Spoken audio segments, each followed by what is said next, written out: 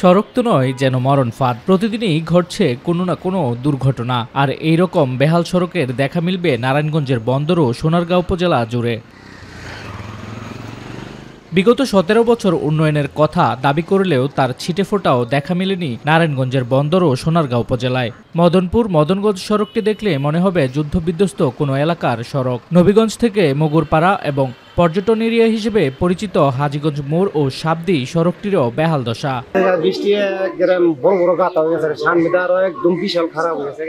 Truck সহ বিভিন্ন গাড়ি কিন্তু এই বেহাল দশার কারণে পড়ে যায় এবং মানুষের যাতায়াতে প্রচন্ড কষ্ট হয়। জনগণ পাবলিক আওয়া যাওয়ার কষ্ট হয়, অতি শীঘ্রই কাজটা করে দেন।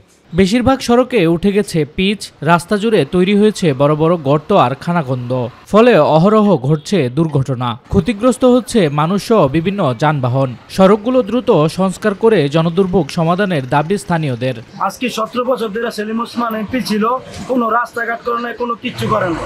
এটা করবো সেটা করবো, পরে ভোট নেওয়ার জন্য এটি বলে, পরে ভোট নেওয়ার পরে আর কোনো খবর থাকে না কারো। আমরা চাই এই রাস্তাটা দ্রুত সংস্কার হোক এবং আমরা যাতে চলাফেরা করে আরাম করতে পারি। 1.5 থেকে 2 মাসের মধ্যেই সড়কগুলো সংস্কারের কথা জানালেন উপজেলা প্রকৌশলী।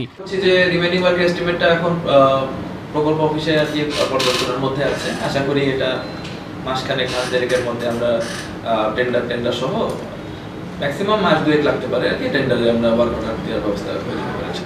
সড়ক বিভাগের ঊর্ধ্বতন কর্মকর্তাদের সাথে আলোচনা করে শীঘ্রই সড়কগুলো সংস্কারের উদ্যোগ নেয়ার কথা জানিয়েছে উপজেলা নির্বাহী কর্মকর্তা।